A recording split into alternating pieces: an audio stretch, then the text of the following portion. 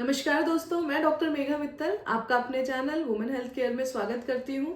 और आज का हमारा जो टॉपिक रहेगा वो है सर्दियों में खान पान कैसा हो, यानी कि शिशिर ऋतु में हमारी जो ऋतुचर्या है, परिचर्या है, वो किस तरह से हो। तो हम पहले भी बता चुके हैं कि हम अपने इस जो हिंदू वर्ष को 6 महीनों में, 12 महीने हैं उनको हम 6 ऋतुओं में बांट सकते हैं। तो इसमें जब हमारा सूर्य उत्तरायण की तरफ जाता है तो उस तरह से 3 ऋतुएं होती हैं, शिशिर, बसंत, ग्रीष्म और वर्षा, शरद, हेमंत।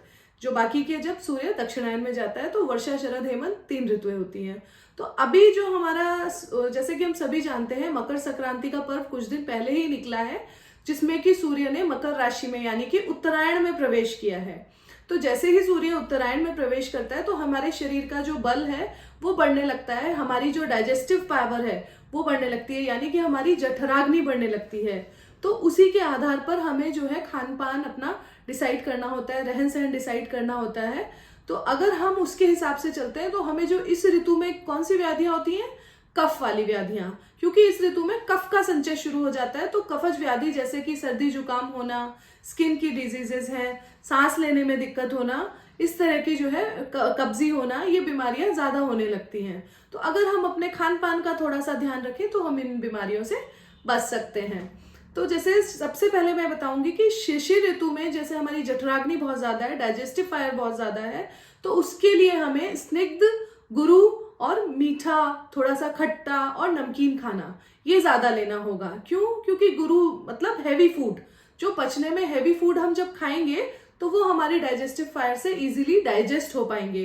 बाकी और किसी भी ऋतु में आप जो है बहुत हैवी खाना खाते हो तो इनडाइजेशन होने लगता है, लेकिन इस ऋतु में अगर हम हैवी खाना खाएंगे तो हमें इनडाइजेशन नहीं होगा। तो जो भी फायदे का खाना है, ये नहीं है कि बहुत ज्यादा हैवी खाने का मतलब है कि हम डेली बाहर जाकर छोले भटूरे और इस तरह का खाना खाएं, ऐसा नहीं।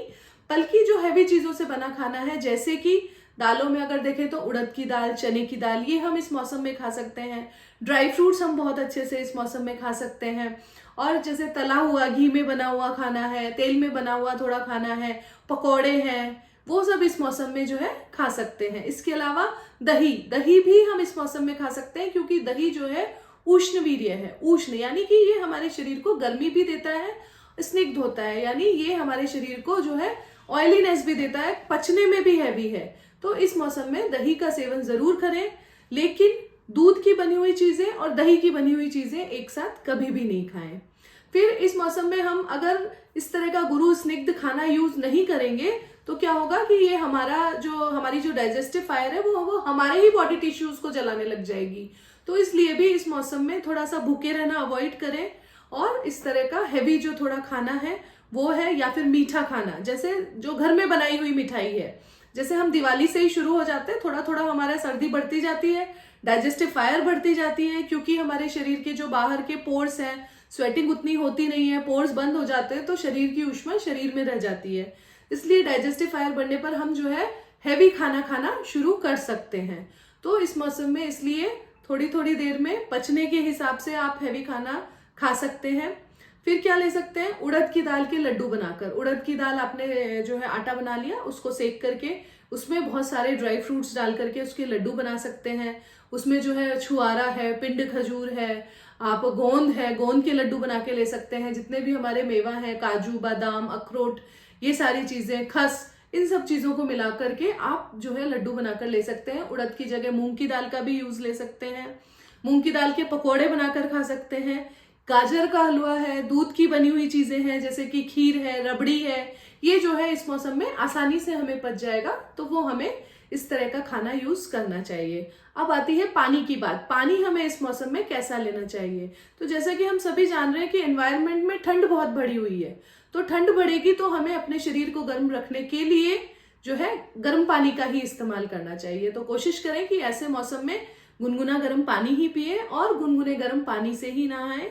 अच्छे से जो है कपड़ों से कवर करके रहें, गर्म जो है कपड़े अच्छे से पहने, क्योंकि इस मौसम में हमें किसी भी तरह से ठंड से बचना है। अगर हम ठंड से नहीं बचेंगे तो ठंड तेज लगने पर हमारे शरीर में वायु का प्रकोप भी हो सकता है, हमारी जो स्किन है वो बिल्कुल ड्राई हो सकती है, साथ में कफ का संचय होगा।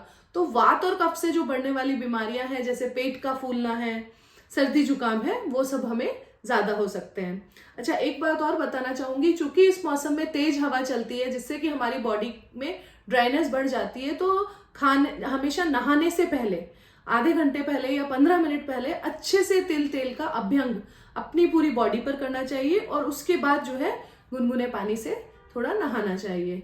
तो इस थोड़ी सी परिचर्या का यूज करके हम जो है इस मौसम में बहुत हेल्दी रह सकते हैं और इसको जो है आपको फॉलो करना है, स्वस्थ रहना है, आयुर्वेद को अपनाना है, चैनल को लाइक और सब्सक्राइब करना है। आज के लिए इतना ही। Thank you.